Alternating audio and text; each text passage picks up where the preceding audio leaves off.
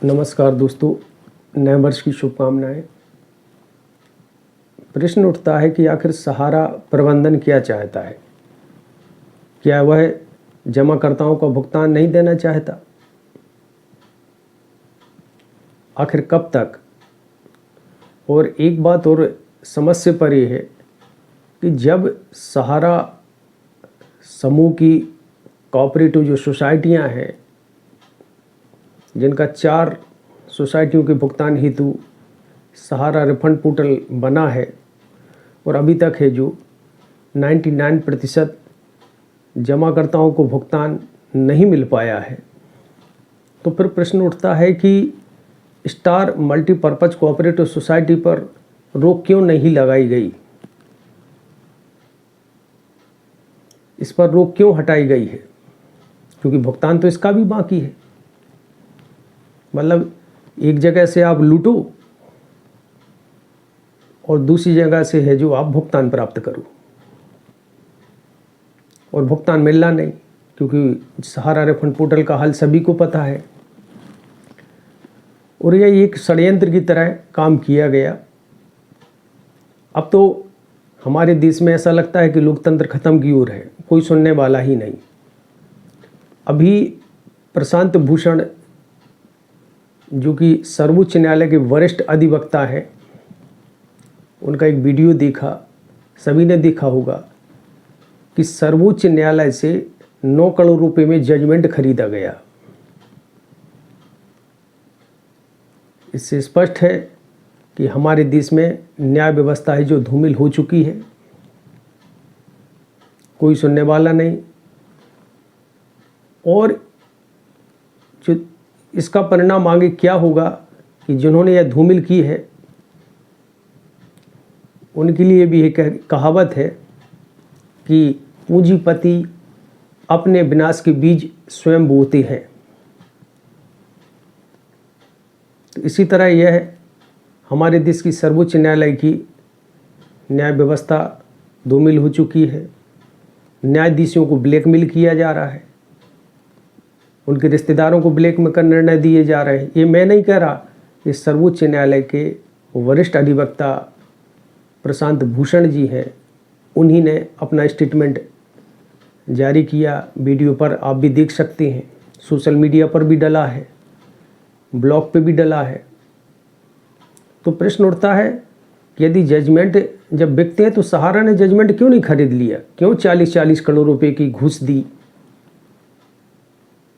इसका मतलब साफ है कि सहारा इंडिया स्वयं नहीं चाहती कि हमारा एम्बार्गो हटे।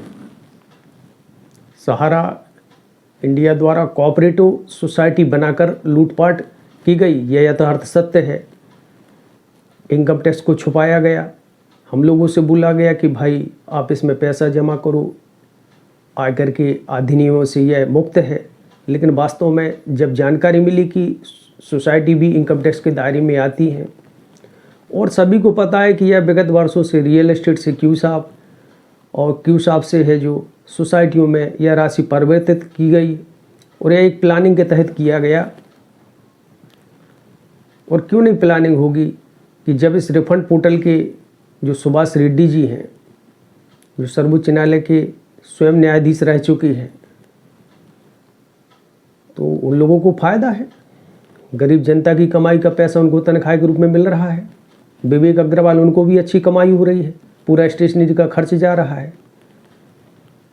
तो ये एक बहुत बड़ी साजिश के तहत काम किया जा रहा है।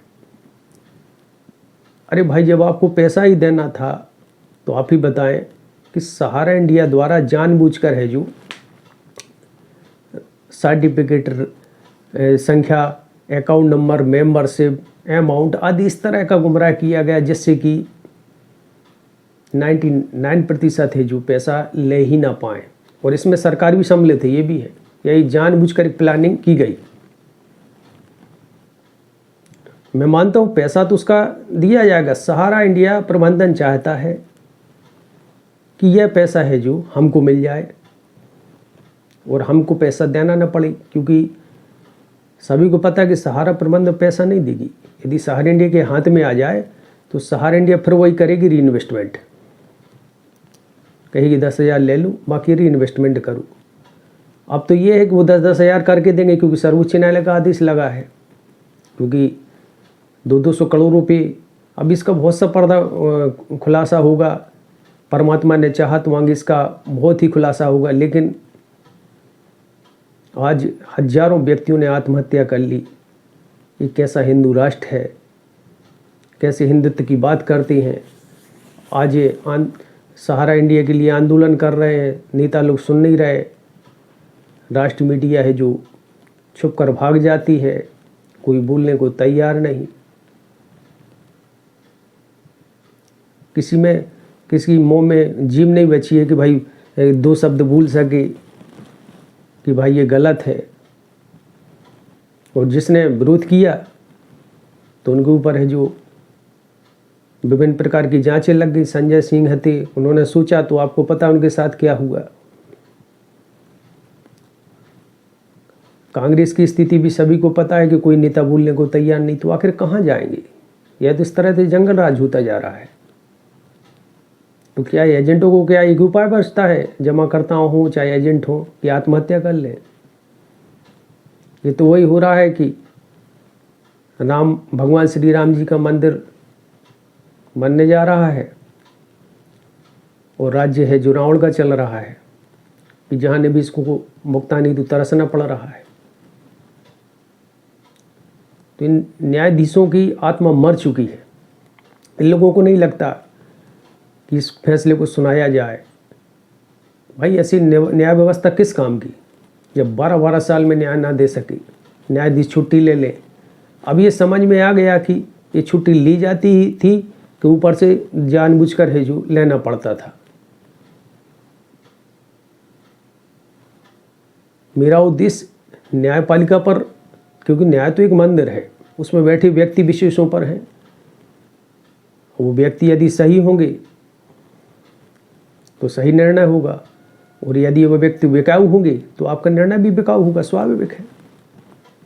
कारपोरेट व्यक्तियों की सुनी जाएगी, आम व्यक्तियों की थोड़ी सुनी जाएगी। जब 9 करोड़ रुपए में जजमेंट खरीदे जाएंगे तो आम पब्लिक क्या करेगी। ये तो प्रशांत भूषण जी ने स्पष्ट कर दिया, और ये पूरा खेल समझ में आ गया कि सहारा स्वयं नहीं चाहती हमारा प्रतिबंध हटे।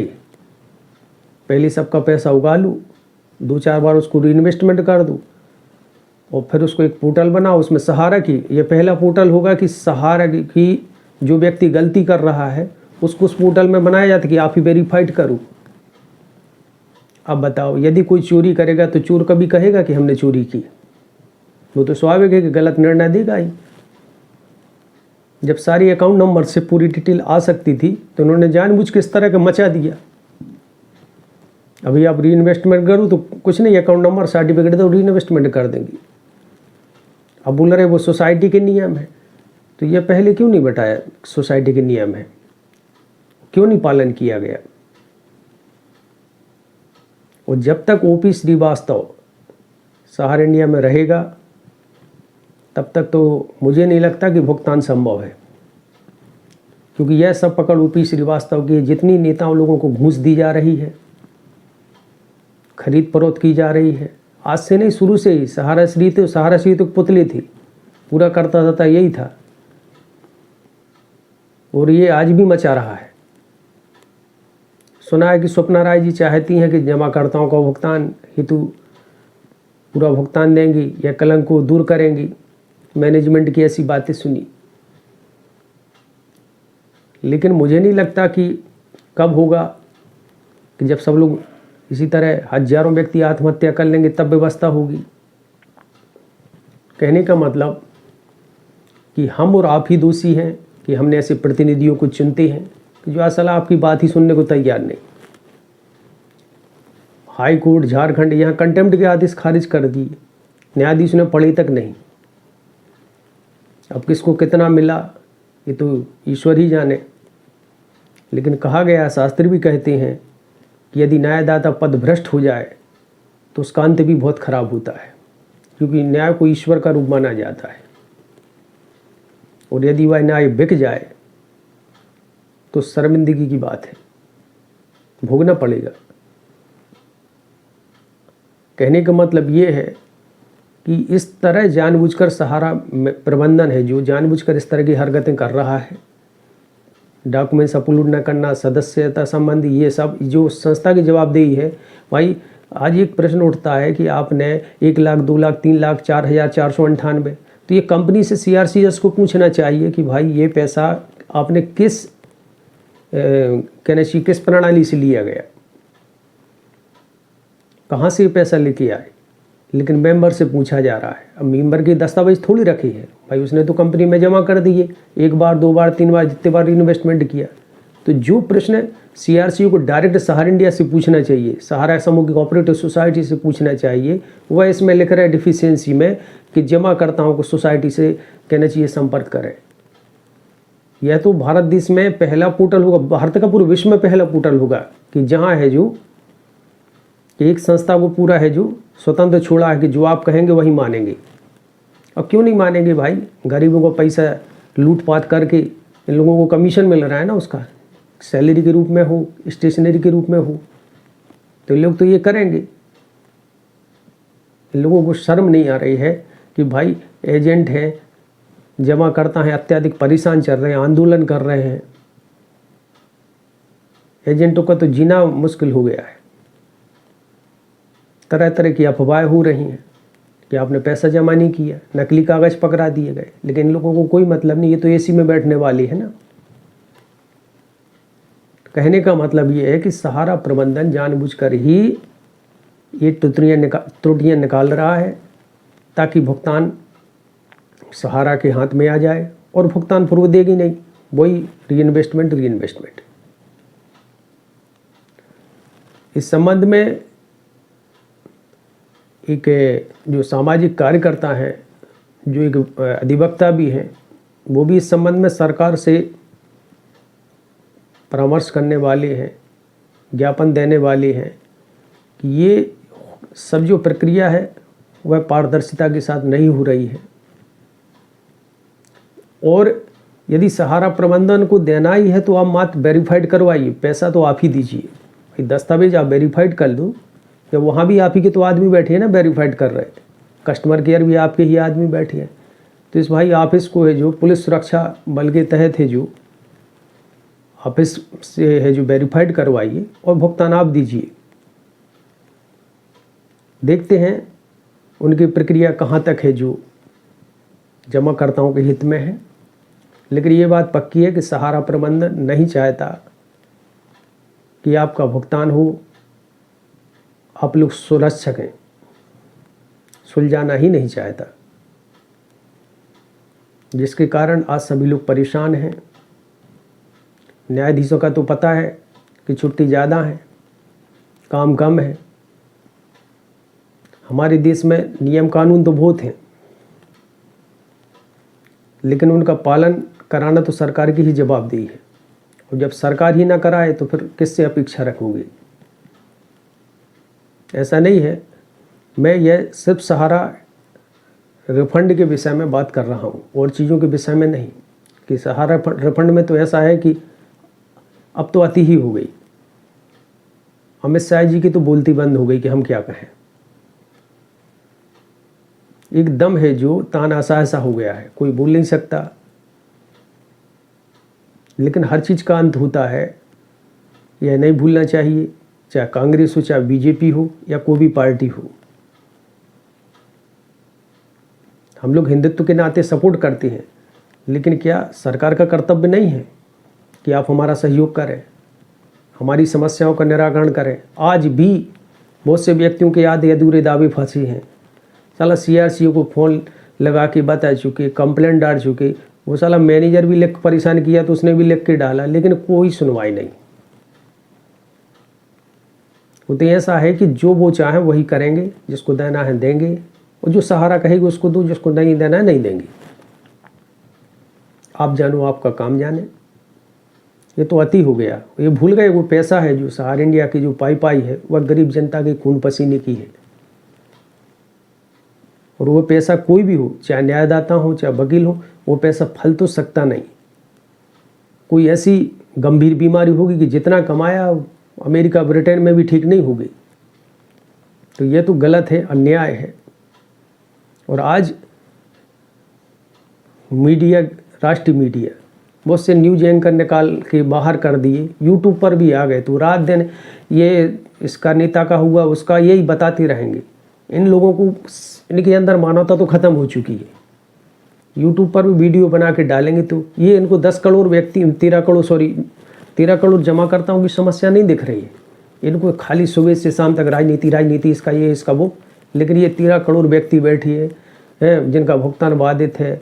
दिल्ली में जंतर मंतर पर आंदोलन आदि जो भी हो रहा है, उसकी कोई है जो प्रसारण नहीं दिखाएगा। मतलब वो न्यूज़ चैनल से भी निकाले गए, यहाँ भी आ गए, तब भी हरकतें नहीं सुधरी। ये लोग हैं जो सहारा इंडिया के नाम पर कुछ है जो कहना ही नहीं चाहते। हाय रे ऐसी न्यूज एंकर। इसी कारण आज न्यूज़ चैनल घाटे में क्यों चल रहे हैं कि सबको पता चल गया ये न्यूज़ चैनल फेक है, झूठी खबरें ज़्यादा बताते हैं, सही कम बताते हैं, दोगली हैं। जिसने पैसा दिया उसकी न्यूज़ दिखाएंगे, गरीब जनताओं से मतलब। तो गरीब आदमी क्यों देखे? तो भारत देश में अमीर तो कितने होंगे, 10-20%, वही देखेंगे, तो उनको समय नहीं। तो अब आम व्यक्ति न्यूज़ चैनल देखना कम कर दिया है कि जानता है कि इससे अच्छा तो सोशल मीडिया है कि झूठी सही जितने, लेकिन अधिकांश तो बहुत सी जानकारियाँ तो मिलेंगी सच्चाई के साथ। ऐसा नहीं, इसमें भी कुछ झूठी अफवाहें फैलाती हैं, लेकिन ये तो अच्छा है कि मोबाइल पे देख लो, 10% होंगी ना अफवाहें, 20% होंगी, 80% तो सही जानकारी मिलेगी कम से कम। तो न्यूज़ एंकरों का भी बहुत बुरा हाल है। आज इस पर भी मतलब कहना चाहिए, इतना सब होने के बावजूद भी कोई भी राष्ट्रीय मीडिया, चाहे पदस्थ हो या निकाले गए, वह भी बोलने को तैयार नहीं। आज तक बुद्धि से परे है कि यह तो हमें लगता है स्वतंत्रता के बाद पहला यह पोर्टल होगा।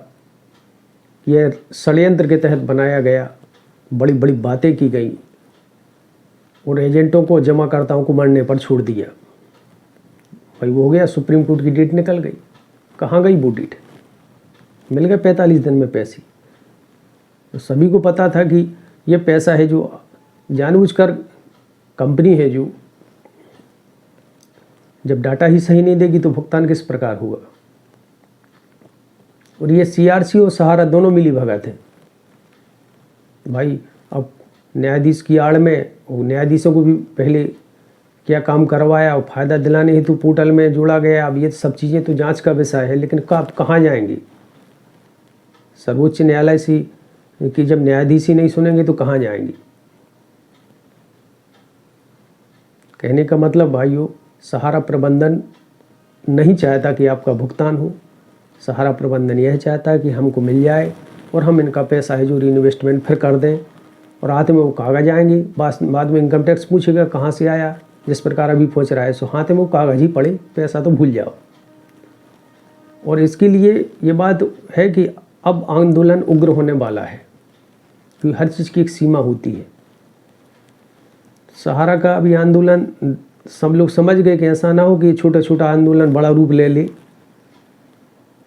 तो अभी ये ड्राइवरों वाला एक्ट है जो पारित हो गया, तो यातायात सुविधाएं बाधित हो गई। अब ट्रेन से कितने व्यक्ति जाएंगे? बहुत से गांव देहात के यदि जाना भी चाहें दिल्ली तो वो नहीं जा सकती, क्योंकि यातायात प्रभावित है, वहाँ तो ट्रेनें चलती नहीं। तो कहने का मतलब ये है कि जब तक सहारा प्रबंधन पर ईमानदारी पूर्वक कड़ी कार्रवाई नहीं होगी और ओपी श्रीवास्तव जब तक जेल नहीं जाएंगे, तब तक भुगतान मुझे नहीं लगता कि सहारा इंडिया के सभी जमाकर्ताओं को हो पाएगा। देखते हैं क्या होता है। अब तो ये तो परमात्मा ही जाने कि क्या आप करना चाहते हैं, क्या होने वाला है। अब कर्म है तो वो तो कर ही रहे हैं। आशा करता हूँ यह जानकारी आपको अच्छी लगी होगी। यदि जानकारी अच्छी लगी हो तो वीडियो को लाइक व शेयर करें, चैनल को सब्सक्राइब करें। जय हिंद, जय भारत।